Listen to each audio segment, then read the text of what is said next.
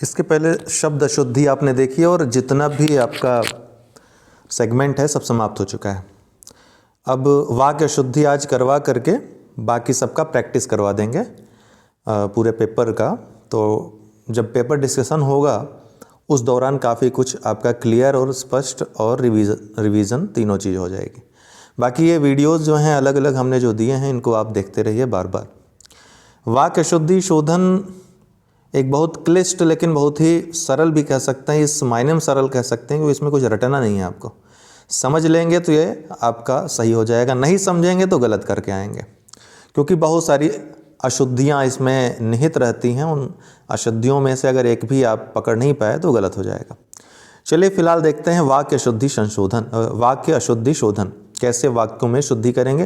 तो सबसे पहले वर्तनी संबंधी अशुद्धि, उच्चारण ही जब गलत होगा, जो शब्द ही गलत रहेंगे वाक्य के, तो सबसे पहले आप शब्द की अशुद्धि पकड़ेंगे कि शब्द तो अशुद्ध नहीं है। तो इसके पहले आप जो शब्द अशुद्धि वाला पोर्शन पढ़े हैं वो यहाँ पर अप्लाई होगा।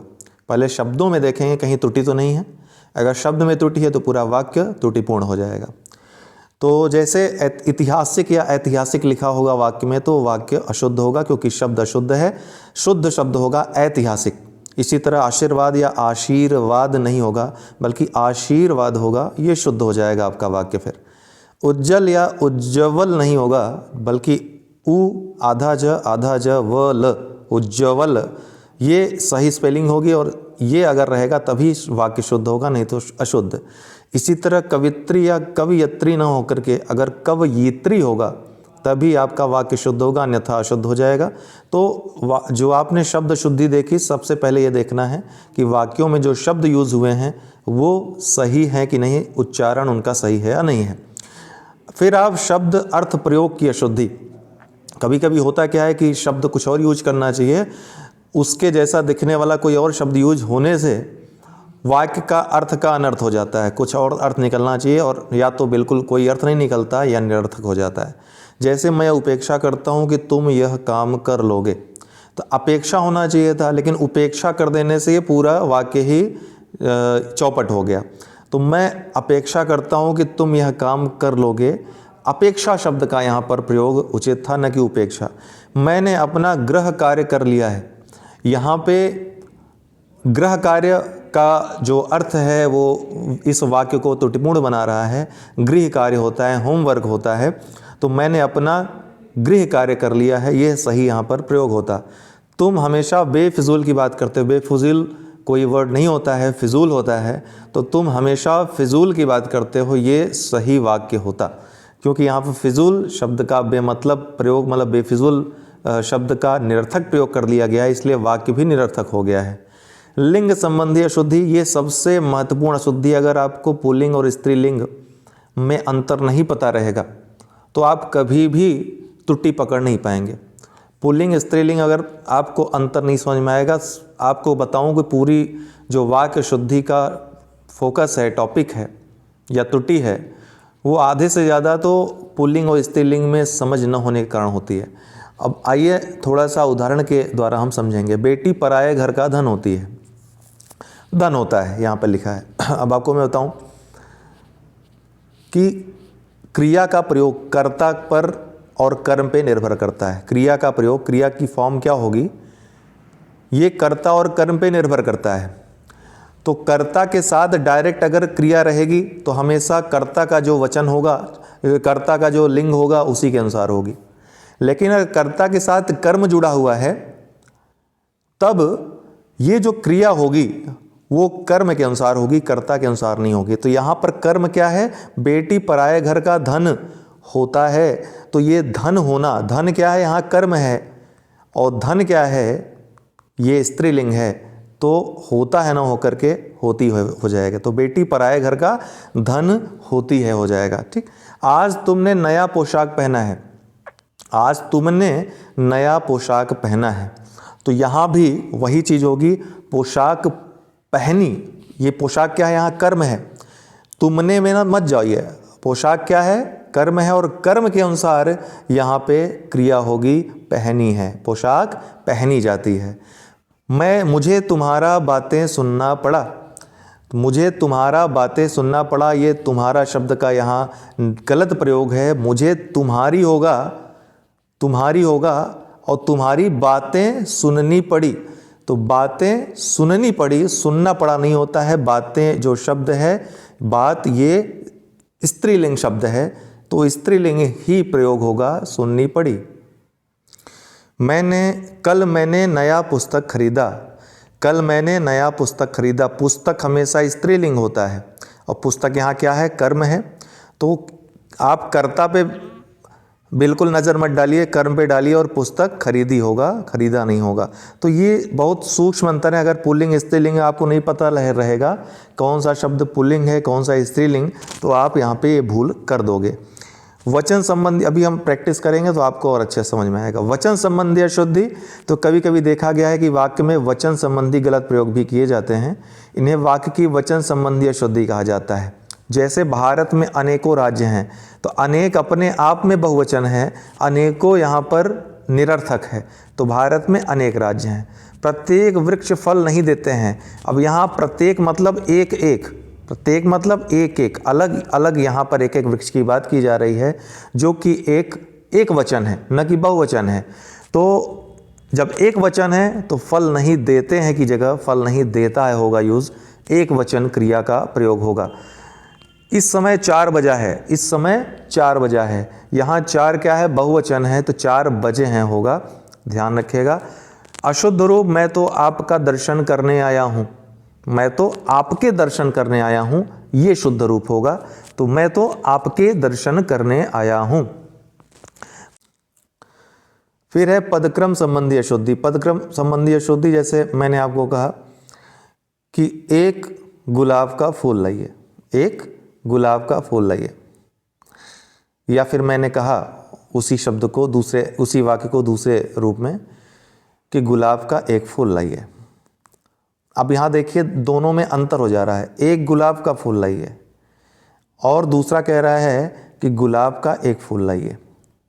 दोनों में स्पष्ट कौन ज़्यादा है, गुलाब का एक फूल या एक गुलाब का फूल? बताइए। गुलाब का एक फूल मतलब उसको एक फूल की आवश्यकता है, किसके, गुलाब की। तो ये शब्द ज़्यादा, तो यहाँ क्रम संबंधी त्रुटि है। मैंने कहा आपसे दूसरा, चलिए पानी की एक गिलास लाइए, पानी की एक गिलास लाइए। दोबारा मैंने कहा कि एक गिलास पानी ले आइए। कौन ज़्यादा स्पष्ट है? पहले वाले में हो सकता है कि आपको खाली गिलास ला कर दे दे, एक पानी की गिलास लाइए मतलब पानी की गिलास हो गई। जरूरी थोड़ी ना आपने कहा हो कि हाँ उसमें पानी भर कर ले आओ, लेकिन आपने जब कहा एक गिलास पानी लाइए, तब वो एक गिलास भर के आपको पानी देगा। तो ये है क्रम संबंधी त्रुटि। तो क्रम संबंधी त्रुटि से भी वाक्य त्रुटि उत्पन्न हो जाता है, जो कि व्याकरणीय दृष्टि से भी गलत है।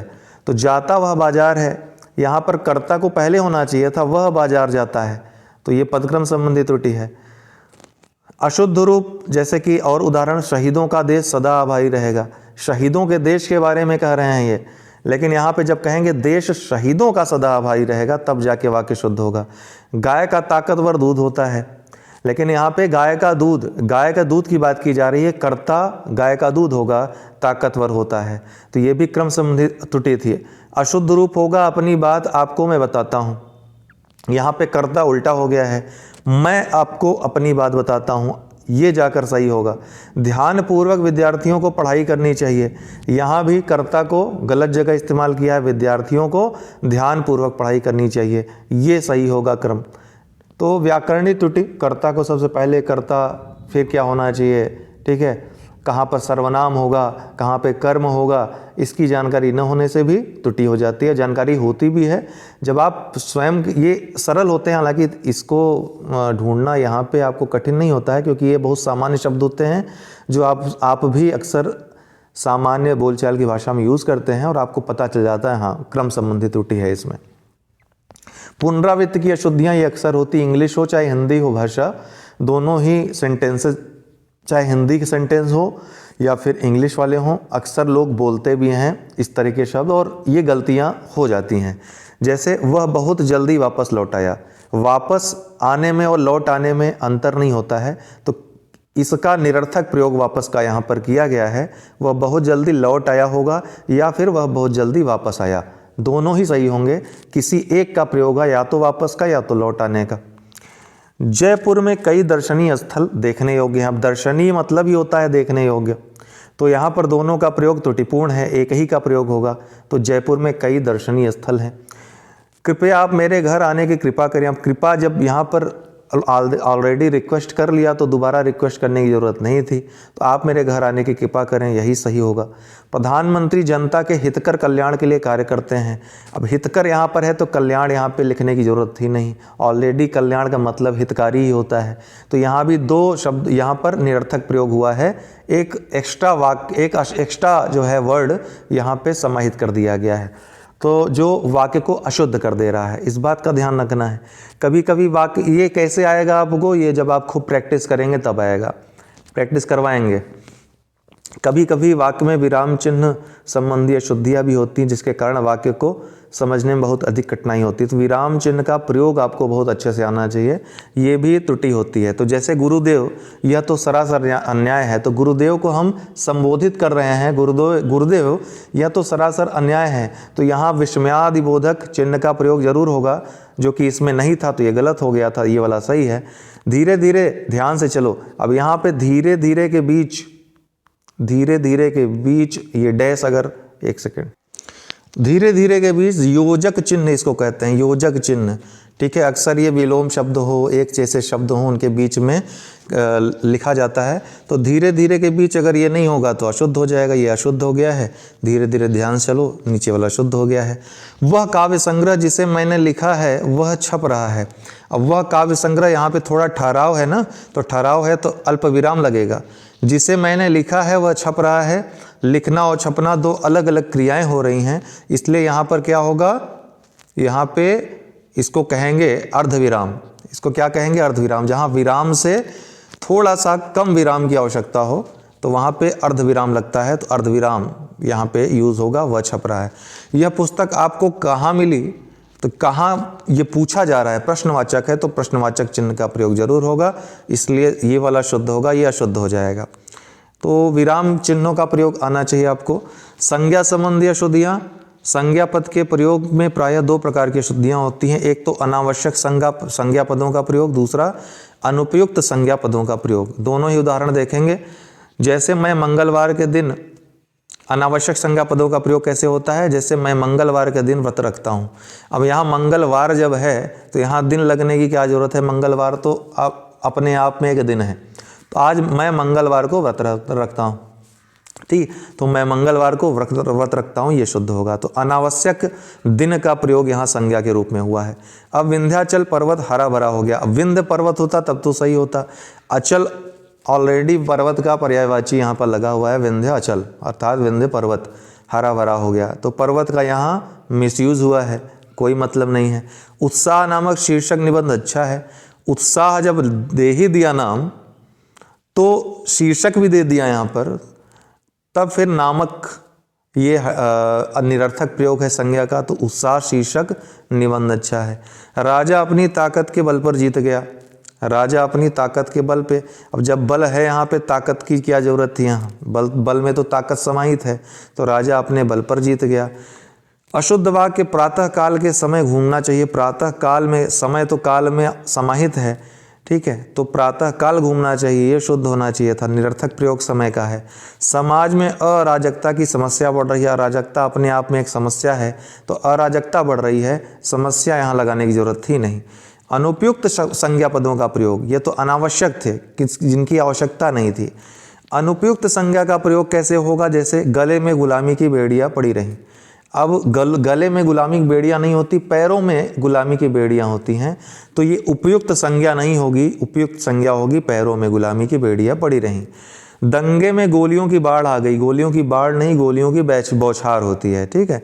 रेडियो की उत्पत्ति किसने की, रेडियो की उत्पत्ति नहीं, किसी भी इन्वेंशन का, किसी भी जो यंत्र होता है उसका आविष्कार होता है ना, एक उत्पत्ति होती है, तो आविष्कार किसने किया, ये होना चाहिए था। और वैसे भी यहाँ पर किसने किया के बाद पूर्ण ये क्वेश्चन मार्क का प्रयोग होगा, ये भी ध्यान रखिएगा, यहाँ पे ध्यान नहीं रखा गया है। आपके प्रश्न का समाधान मेरे पास नहीं है, तो आपके प्रश्न का समाधान नहीं, समस्या का समाधान होता है, प्रश्न का उत्तर होता है, ये सही होगा। हमारे देश के मनुष्य मेहनती हैं, तो देश के लोग मेहनती होगा, मनुष्य मेहनती नहीं। तो हमारे देश के लोग मेहनती हैं, ये सही प्रयोग होगा संज्ञा का देश के साथ लोग का। तो ये आपको पहचानना होगा किस पद के साथ कौन सी संज्ञा लगनी चाहिए या नहीं लगनी चाहिए, ये थोड़ा सा आपको पता होना चाहिए। ऐसा हिंदी में बार बार जब आप हिंदी में शब्द वाक्य प्रयोग करते हो तो आपको आ जाता है, नहीं तो प्रैक्टिस से आ जाता है। हिंदी में कभी कभी सर्वनाम के अशुद्ध रूप तथा अनुपयुक्त स्थान प्रयोग भी होते हैं। जिस तरह संज्ञा का अनुपयुक्त और अनावश्यक प्रयोग होता है, उसी तरह सर्वनाम जो कि संज्ञा के लिए ही प्रयोग होते हैं, तो उसकी भी यही संभावनाएं हैं कि अनुपयुक्त और अनावश्यक प्रयोग होता है। तो जैसे मोहन और मोहन का पुत्र दिल्ली गए हैं, तो मोहन और मोहन का पुत्र यहाँ पर लिखने की जरूरत नहीं थी, मोहन और उसका पुत्र यहाँ सर्वनाम का उचित प्रयोग होता, मोहन और उसका पुत्र दिल्ली गए हैं। मेरे को कुछ याद नहीं आ रहा है, मेरे को कोई ये सर्वनाम नहीं होता है, मुझे होता है, तो मुझे कुछ याद नहीं आ रहा है। मेरे को बाजार जाना है, गलत सर्वनाम है, सर्वनाम मुझे बाजार जाना है होना चाहिए था प्रयोग। तेरे को क्या चाहिए, गलत है, तुझे होता है सर्वनाम, तुझे क्या चाहिए। दूध में कौन गिर गया, तो दूध में क्या गिर गया होगा, कौन गिर गया नहीं होता है, ठीक। तो गलत सर्वनाम का प्रयोग यहाँ कौन के रूप में हुआ था। तो ये सब चीज़ें बड़ी महत्वपूर्ण हैं, जिनका आपको अपने वाक्य जब भी देखेंगे तो प्रयोग बार बार, जब इसी को आप जो मैंने बताया है बार बार लिखेंगे ना, अगर अपना पेन चलाएंगे तो भी आपको ये सब चीज़ें एकदम कंठस्थ हो जाएंगी। तुम तो तुम्हारा काम कर लो, तुम तो अपना काम कर लो होगा, तुम्हारा काम नहीं होगा। तो ये भी यहाँ पर व्याकरणीय त्रुटि है बड़ी सर्वनाम संबंधी। विशेषण संबंधी अशुद्धियाँ, तो विशेषण का प्रयोग कभी कभी, विशेषण का प्रयोग भी देखिए लिंग और वचन के अनुसार किया जाता है। वाक्य में कई बार अनावश्यक, अनियमित व अनुपयुक्त विशेषण का प्रयोग हो जाता है, जिस तरह संज्ञा और सर्वनाम का होता है, जो वाक्य को अशुद्ध कर देते हैं। जैसे अशुद्ध वाक्य क्या होगा, घातक विष, सुंदर शोभा, बुरी कुवृष्टि। तो घातक विष, विष अपने आप घातक होता है, उसके लिए घातक शब्द का जरूरत नहीं लगाने का विशेषण। शोभा जब हम बात करते हैं तो सुंदर उसके साथ उसमें निहित होता है, तो सुंदर शब्द यहाँ गलत विशेषण का हम प्रयोग कर रहे हैं। कुवृष्टि, कु यहाँ पर लगा हुआ है, तो यहाँ पे बुरा का अर्थ भी कु होता है, कु का अर्थ बुरा होता है। तो कुवृष्टि यहाँ पर लगा हुआ है, तो बुरा का यहाँ पर प्रयोग निरर्थक है। तो सिर्फ विष कामा शोभा कामा कुवृष्टि ही सही होता है। अशुद्ध वाक्य, धोबिन ने अच्छी चादरें धोई, तो धोबिन ने अच्छी चादरें धोई होगा या फिर धोबिन ने चादरें अच्छी धोई। तो धोबिन ने चादरें अच्छी धोई, धोई शब्द के साथ विशेषण होना चाहिए था, यहाँ विशेषण धोई के साथ न होकर चादर के साथ है, इसलिए गलत हो जाएगा। यह सबसे सुंदरतम साड़ी है, तो सुंदरतम ये उच्चतम अवस्था है। जब उच्चतम अवस्था होगी तो उच्चतम अवस्था के साथ कोई भी यहाँ पर मतलब जो उच्चतम अवस्था है किसी शब्द की, तो उसके साथ कोई भी विशेषण लगाना सही नहीं है, कोई जरूरत नहीं है। तो सबसे सुंदरतम, सुंदरतम में सबसे शब्द निहित है, ठीक। तो सुंदरतम साड़ी ही है इसका शुद्ध वाक्य। आज उसके गुप्त रहस्य का राज खुला, गुप्त और रहस्य में अंतर नहीं होता है, गुप्त और रहस्य का एक ही अर्थ होता है। तो आज उसके रहस्य का राज खुला, ये सही होगा, या गुप्त का राज खुला। उसकी उनकी आजकल दयनीय दुर्दशा है। अब दयनीय में, दुर्दशा में दयनीय शब्द निहित है, तो उनकी आजकल दयनीय हालत है या उनकी आजकल दुर्दशा है, ये दोनों ही सही होता। दुर्दशा नहीं होगा, दयनीय के साथ हालत होगा, ठीक है। वह डाल महीन है, महीन नहीं डाल पतली है, महीन ये गलत शब्द यहाँ पर प्रयोग है, अर्थात गलत विशेषण का प्रयोग यहाँ पर किया गया है। क्रिया संबंधी अशुद्धि, वाक्य में क्रिया का प्रयोग कर्ता के लिंग एवं वचन के अनुसार। अब क्रिया संबंधी अशुद्धि जो है ये एक बड़ा लंबा चौड़ा टॉपिक है। अभी जितना आपने देखा उन सब में क्रिया संबंधी त्रुटि भी आपको, जैसे मैंने पहले बताया ना आपको कि जो क्रिया होगा, क्रिया का जो फॉर्म होगा वो कर्ता या कर्म के अनुसार होगा। कर्ता से डायरेक्ट जुड़ा है, बिना विभक्ति के है, तो फिर कर्ता के लिंग के अनुसार होगा। अगर विभक्ति नहीं, अगर विभक्ति है अर्थात कई कर्ता हैं या फिर कर्ता के साथ कर्म है, तब अलग नियमों का प्रयोग होगा।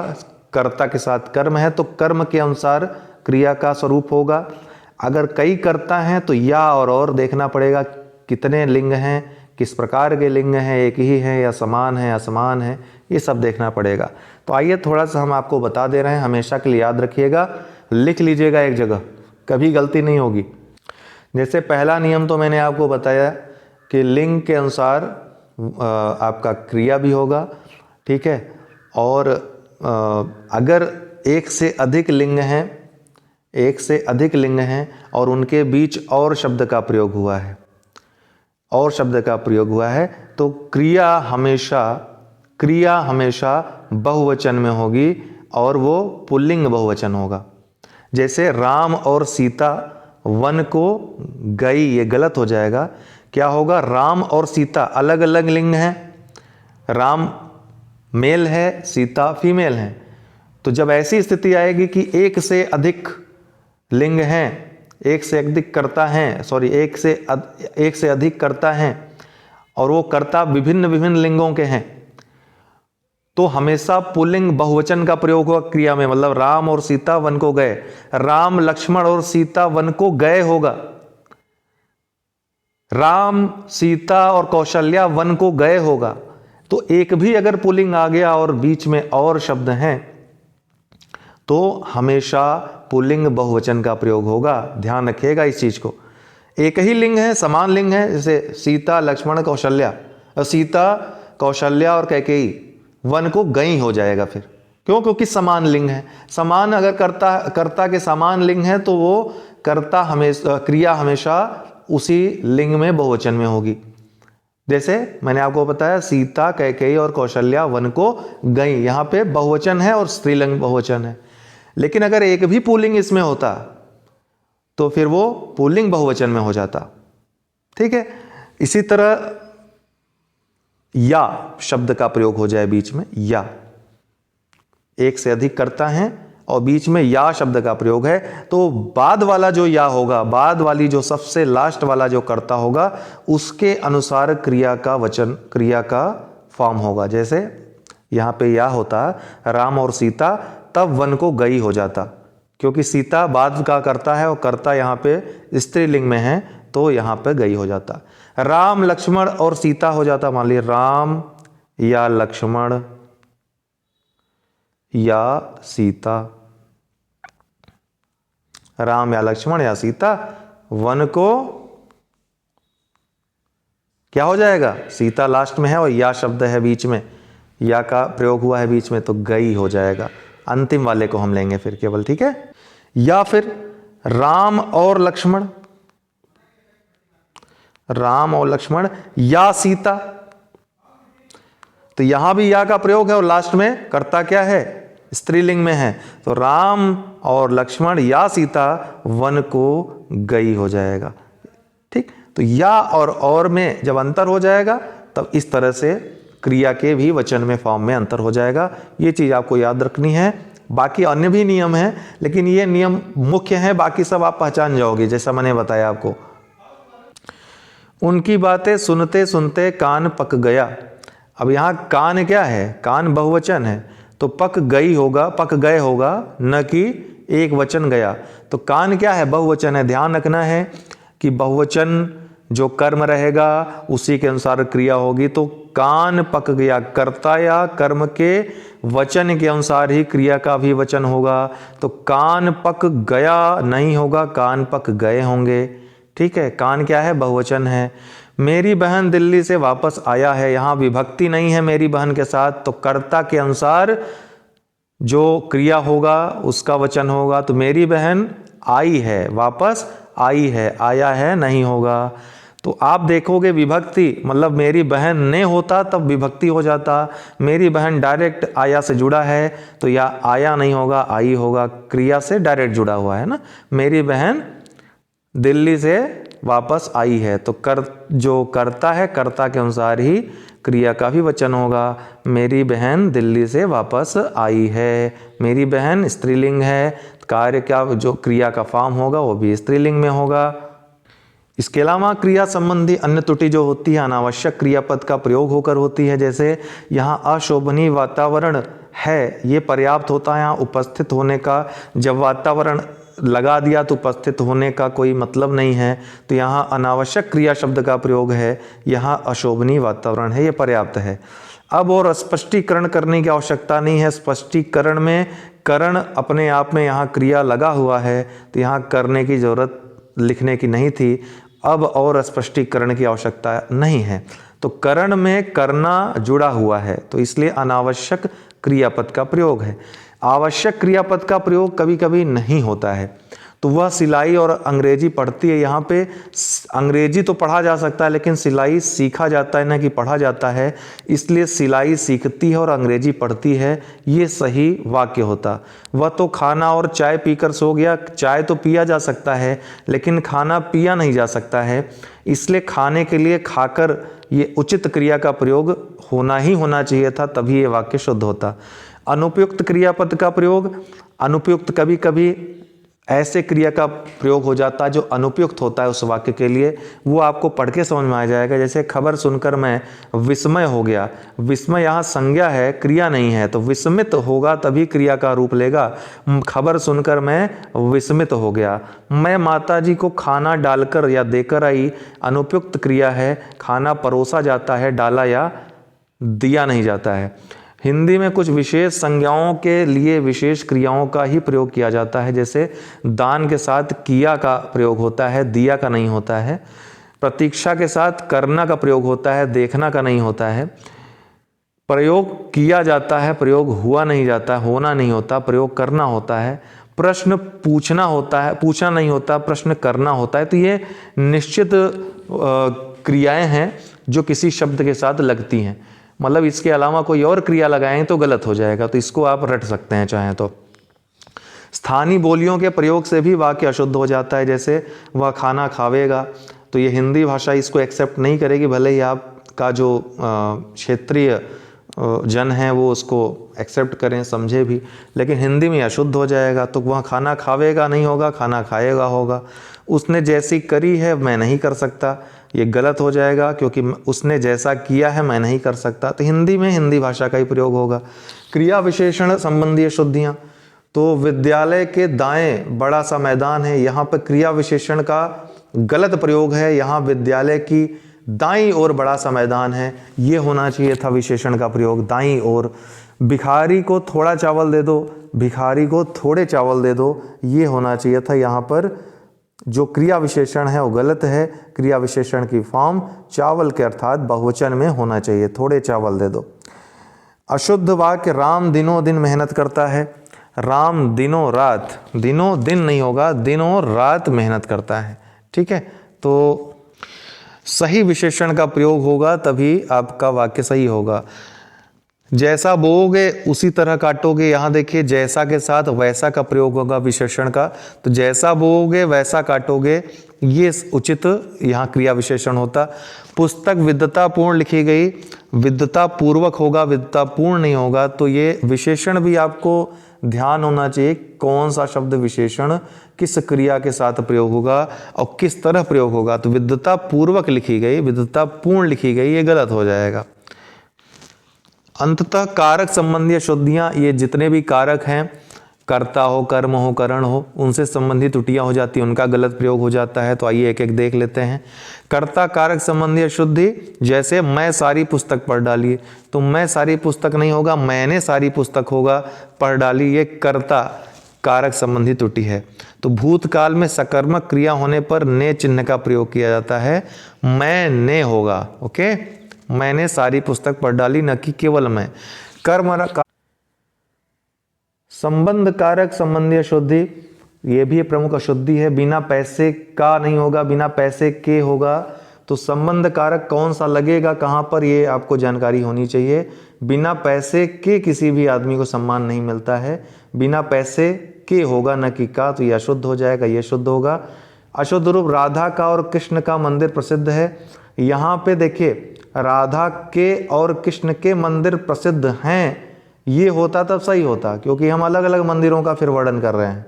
लेकिन यहाँ राधा का और कृष्ण का मतलब एक ही मंदिर की बात हो रही है, का मंदिर प्रसिद्ध है, तो इसलिए हम राधा कृष्ण सामासिक पद का प्रयोग करेंगे, राधा कृष्ण का मंदिर प्रसिद्ध है, ठीक है। इस चीज़ को समझिएगा। अधिकरण कारक संबंधी अशुद्धि, आज बजट के ऊपर बहस होगी। बजट पर होगा, बजट के ऊपर, ये गलत प्रयोग हो जाएगा, अक्सर प्रयोग हो भी जाता है, ठीक है, सामान्य बोलचाल की भाषा में, लेकिन गलत होता है। आज बजट पर बहस होगी। इसके अलावा अशुद्ध रूप, किसान ने खेत पर बीज बो दिया है, खेत पर नहीं होगा, खेत में बीज बोना होगा। घर पर सब कुशल है, घर में सब कुशल है, ये शुद्ध रूप होगा। तो अधिकरण संबंधी, कारक संबंधी त्रुटियां बहुत आसान होता है इनको खोजना, और 5 वाक्य अगर देगा तो एक में कारक संबंधी त्रुटि रहेगी ही रहेगी, ये आप ध्यान दीजिएगा। ये थे पूरे नियम आपके वाक्य संबंधी त्रुटि में जो त्रुटियां होती हैं।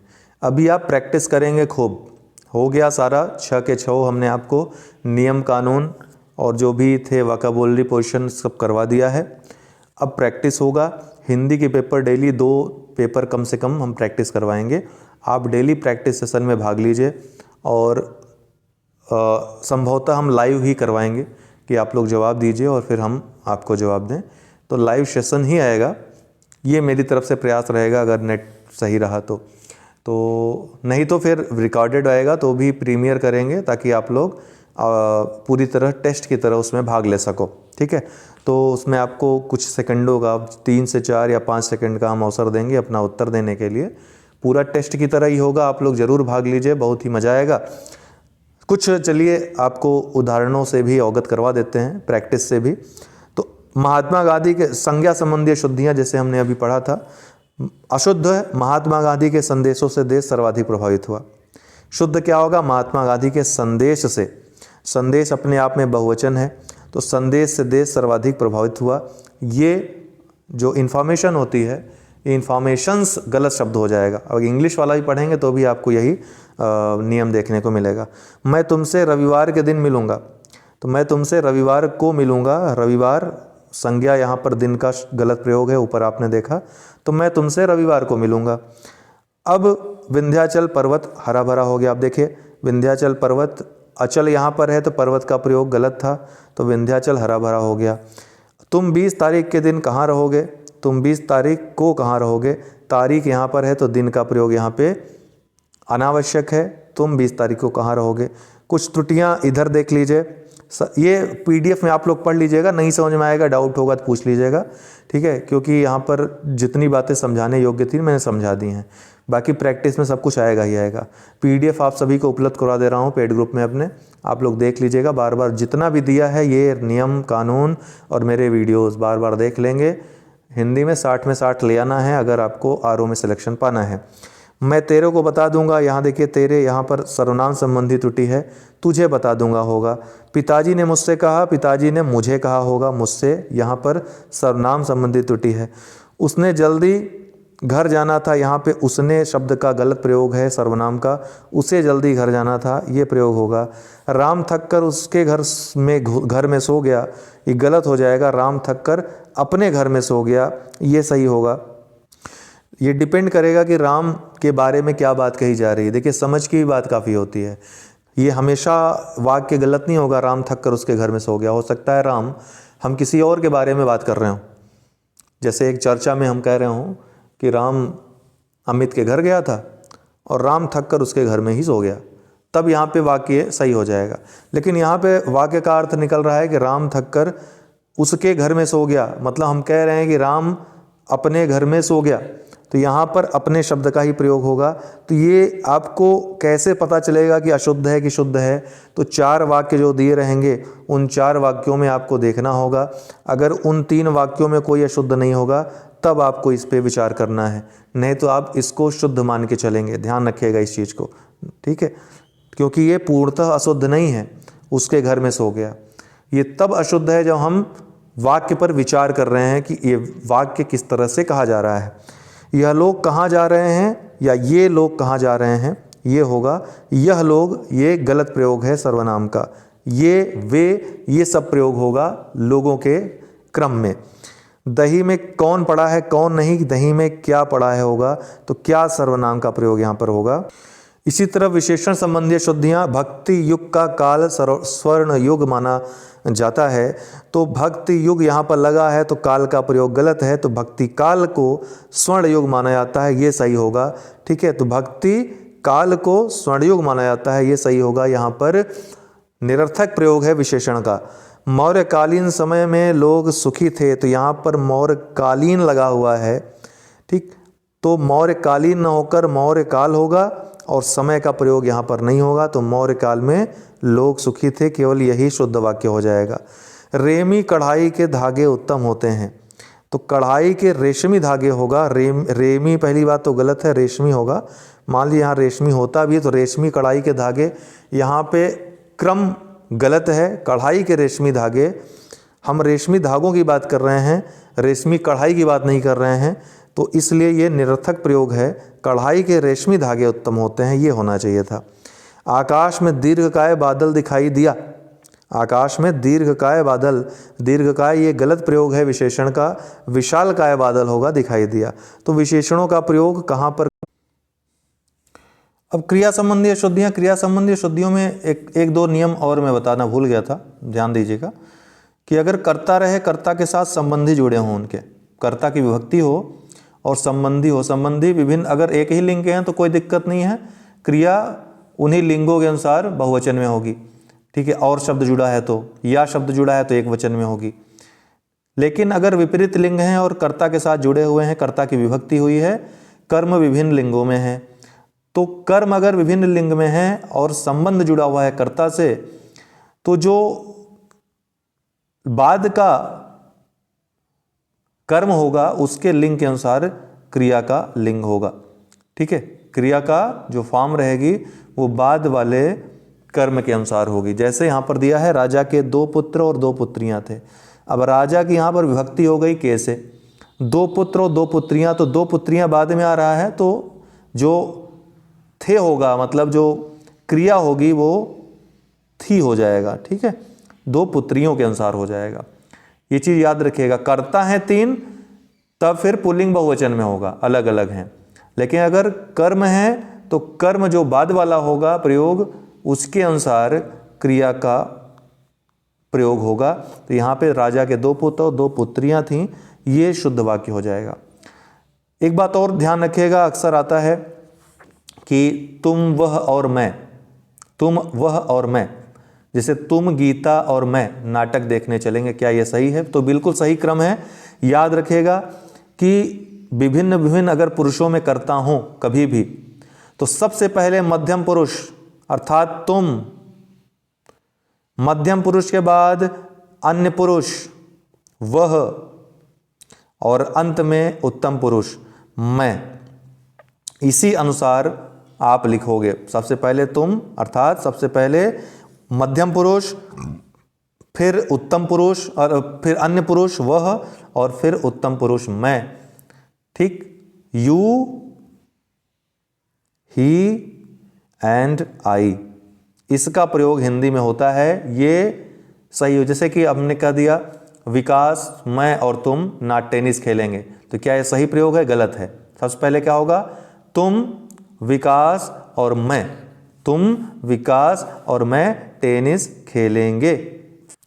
इसी तरह एक और नियम है कि अगर कर्ता का लिंग अज्ञात हो, ये पता ही ना हो कि कर्ता किस लिंग का है, पुल्लिंग है या स्त्रीलिंग, तो हमेशा पुल्लिंग का प्रयोग होगा, ध्यान रखिए। जैसे दरवाजे पे देखो कौन आया है, तो देखो कौन आया है हमको ज्ञात नहीं है कौन है, तो कौन आई है नहीं होगा प्रयोग, यहाँ पे कौन आया है का प्रयोग होगा, और प्रश्नवाचक चिन्ह का। ये सब बहुत सूक्ष्म चीज़ें हैं, आपको लिख लेनी चाहिए और बार बार प्रैक्टिस करनी चाहिए। जैसे तुम्हारा पालन पोषण कौन करता है, मैं पूछ रहा हूँ, तो मुझे पता नहीं है कि पापा करते हैं मम्मी करती हैं, है ना। तो यहाँ पे पालन पोषण कौन करती है नहीं पूछूंगा मैं, तुम्हारा पालन पोषण कौन करता है, ये उचित यहाँ पर शब्द होगा, ठीक है।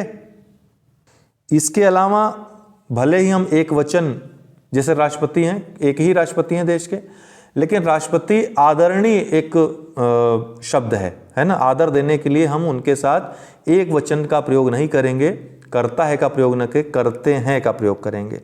तो राष्ट्रपति कोई सम्मानीय पद है, उसको सूचित करने के लिए हम हमेशा बहुवचन शब्द का प्रयोग करेंगे। जैसे मुख्यमंत्री भाषण दे रहे हैं, ऐसा नहीं बहुत सारे मुख्यमंत्री भाषण दे रहे हैं।